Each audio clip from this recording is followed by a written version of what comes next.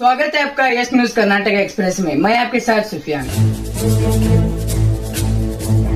ವಿಜಯಪುರ ನಗರದಲ್ಲಿ ಇತ್ತೀಚಿನ ದಿನಗಳಲ್ಲಿ ಟ್ರಾಫಿಕ್ ಸಮಸ್ಯೆ ಸ್ವಲ್ಪ ಇನ್ನೂ ತೀವ್ರಗೊಂಡಿದೆ. ಟ್ರಾಫಿಕ್ ಸಮಸ್ಯೆ ನಾವು ಯಾವ ರೀತಿ ಆಗುತ್ತೆ, ಯಾವ ಕಾರಣಕ್ಕೋಸ್ಕರ ದಟ್ಟಣೆ ಆಗುತ್ತೆ, ಅದು ಕೆಲವು ವಿಷಯಗಳನ್ನು ನಾವು ನೋಡಿದಾಗ, ನಾವು ಅಬ್ಸರ್ವೇಷನ್ ಮಾಡಿದಾಗ, ವಿಶೇಷವಾಗಿ ಗಾಂಧಿ ಚೌಕ್ ಮತ್ತು ಆ ಸುತ್ತಮುತ್ತಲಿನ ಏರಿಯಾದಲ್ಲಿ ಮಾರ್ಕೆಟ್ ಏರಿಯಾ ಇರೋದ್ರಿಂದ ಬಹಳಷ್ಟು ಪಬ್ಲಿಕ್ ಮೂವ್ಮೆಂಟ್ ಇರುತ್ತದೆ. ಅದರಲ್ಲಿ one of the reasons, prime reasons ನಾವು ಏನು ಹೇಳ್ತೀವಿ ಅಂದರೆ, ಜನ ಬಂದು ಅಡ್ಡದಿಡ್ಡಿಯಾಗಿ ಪಾರ್ಕಿಂಗ್ ಮಾಡುವುದು ಮತ್ತು ರಸ್ತೆಯಲ್ಲಿ ಪ್ಯಾರಲಲ್ ಪಾರ್ಕಿಂಗ್ ಮಾಡುವುದು, ಪಾರ್ಕಿಂಗ್ ಇಲ್ಲದ ಜಾಗದಲ್ಲಿ ಗಾಡಿಗಳನ್ನು ನಿಲ್ಲಿಸಿ ಹೋಗೋದು, ಈ ಒಂದು ವಿಷಯ ನಮ್ಮ ಗಮನಕ್ಕೆ ಬಂದಿರುತ್ತದೆ. ಈ ಸಂದರ್ಭದಲ್ಲಿ ವಿಶೇಷವಾಗಿ ಇದನ್ನೇ ನೋ ಪಾರ್ಕಿಂಗ್ ಮತ್ತು ಅಡ್ಡಾದಿಡ್ಡಿ ವಾಹನಗಳನ್ನು ಅಲ್ಲಿ ಪಾರ್ಕ್ ಮಾಡ್ಕೊಂಡು ಹೋಗುವುದು, ಈ ಎರಡು ವಿಷಯಗಳಲ್ಲಿ ನಾವು ಸ್ವಲ್ಪ ಗಂಭೀರವಾಗಿ ಪರಿಗಣಿಸಿ ಇದರಲ್ಲಿ ಈಗ ವಿಶೇಷ ಕಾರ್ಯಾಚರಣೆ ನಡೆಸ್ತಾ ಇದ್ದೀವಿ. ಇದರಲ್ಲಿ ಸುಮಾರು 10 ಜನ ASI PSIಗಳು ಮತ್ತು 10 ಜನ ಸಿಬ್ಬಂದಿಗಳು ನಮ್ಮಲ್ಲಿ ಪೆಟ್ರೋಲಿಂಗ್ ಬೈಕ್ಸ್ ಇದ್ದಾವೆ. ಆ ಪೆಟ್ರೋಲಿಂಗ್ ಬೈಕಲ್ಲಿ ಅವರು ಪೆಟ್ರೋಲಿಂಗ್ ಮಾಡ್ತಾ ಇರ್ತಾರೆ.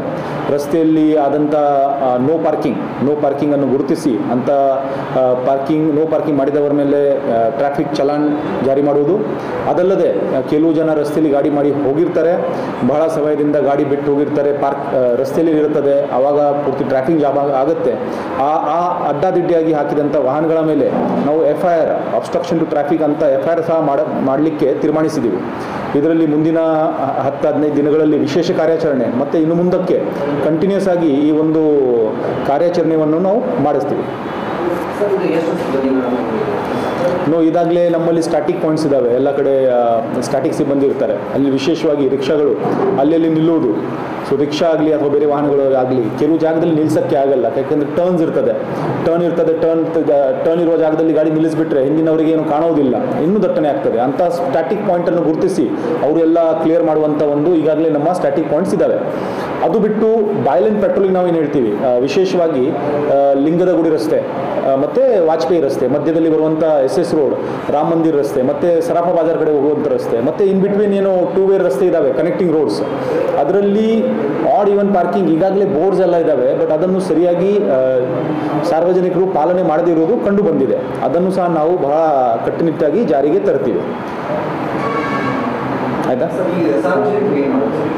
ನೋಡಿ, ಇದರಲ್ಲಿ ಸಾರ್ವಜನಿಕರಲ್ಲಿ ಒಂದೇ ವಿನಂತಿ, ತಾವು ಮಾರ್ಕೆಟ್ ಬರುವಾಗ ಅಥವಾ ಒಂದು ಪ್ಲ್ಯಾನ್ ಇರಬೇಕು, ಯಾವ ಕಾರಣಕ್ಕೋಸ್ಕರ ಬರ್ತಾ ಇದ್ದೀವಿ, ಮತ್ತು ನಾವು ಬಂದಾಗ ನಮ್ಮಿಂದ ಬೇರೆಯವರಿಗೆ ತೊಂದರೆ ಆಗಬಾರ್ದು. ಯಾವುದೋ ಒಂದು ಗಾಡಿ ರಸ್ತೆ ಮಧ್ಯದಲ್ಲಿ ನಿಂತಿರುತ್ತದೆ, ಡ್ರೈವರ್ ಇರ್ತಾರೆ, ಮತ್ತು ಅವರು ಹೇಳ್ತಾರೆ ಪಕ್ಕದ ಅಂಗಡಿಯಲ್ಲಿ ಹೋಗಿದ್ದಾರೆ, 5 ನಿಮಿಷದಲ್ಲಿ ಬರ್ತಾರೆ, ಫೈನ್.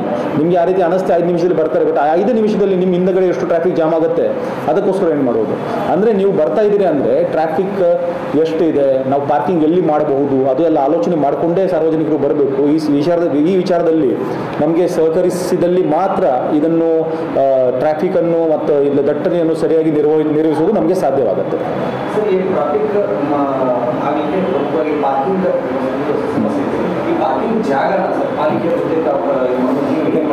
ಈಗಾಗಲೇ ಕೆಲವು ದಿನಗಳ ಹಿಂದೆ ನಮ್ಮ ಅಡಿಷನಲ್ SP DYSP ಅವರು ಇನ್ಸ್ಪೆಕ್ಟರ್ಗಳು ಅವರು ಹೋಗಿ ಒಂದು ಸರ್ವೆ ಮಾಡಿದ್ದಾರೆ ಪಾಲಿಕೆ ಅಧಿಕಾರಿಗಳ ಜೊತೆ. ಅದರಲ್ಲಿ ಕೆಲವು ಬೈಲೈನ್ಸ್ ಇದ್ದಾವೆ. ಆ ಬೈಲೈನ್ಸಲ್ಲಿ ನಾವು ಯಾವ ರೀತಿ ಪಾರ್ಕಿಂಗ್ ವ್ಯವಸ್ಥೆ ಕಲ್ಪಿಸಿಕೊಡಬಹುದು ಅದರ ಬಗ್ಗೆ ಸಹ ಚರ್ಚೆ ನಡೀತಾ ಇದೆ. ಅದನ್ನು ಒಂದು ಸಮರ್ಪಕವಾಗಿ ಆಲ್ಟರ್ನೇಟ್ ವ್ಯವಸ್ಥೆಯನ್ನು ಜಾರಿಗೆ ತರ್ತೀವಿ. ಬಟ್ ಸದ್ಯಕ್ಕಿರುವಂಥ ಪಾರ್ಕಿಂಗ್ ಸಹ ಸಾಕಷ್ಟಿದೆ. ಅದನ್ನು ಕರೆಕ್ಟಾಗಿ ನಾವು ಎಲ್ಲಿ ಪಾರ್ಕಿಂಗ್ ಅವಕಾಶ ಮಾಡಿಕೊಡಲಾಗಿದೆ ಅಂಥ ಜಾಗದಲ್ಲಿ ಮಾಡಿದಲ್ಲಿ ಆಟೋಮೆಟಿಕ್ ಎಲ್ಲರಿಗೂ ಅನುಕೂಲ ಆಗುತ್ತೆ.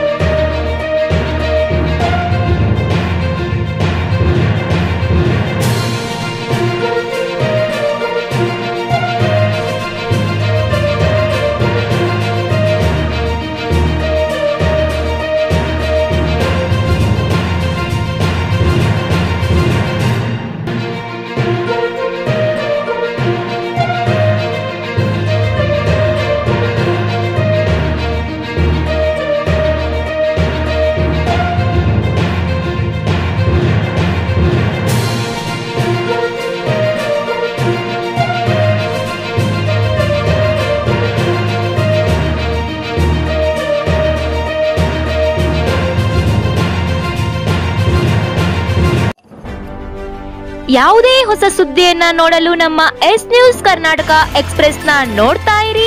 ಹಾಗೆ ನಮ್ಮ ಚಾನೆಲ್ ನ ಸಬ್ಸ್ಕ್ರೈಬ್ ಮಾಡಿ, ಬಾಜು ಇರುವ ಬೆಲ್ ಐಕಾನ್ ಅನ್ನ ಕ್ಲಿಕ್ ಮಾಡಿ. ಹಾಗೆ ನಮ್ಮ ಚಾನೆಲ್ ನ ಲೈಕ್ ಮಾಡಿ, ಶೇರ್ ಮಾಡಿ. ನಮ್ಮ ನಡೆ ಸತ್ಯದ ಕಡೆ.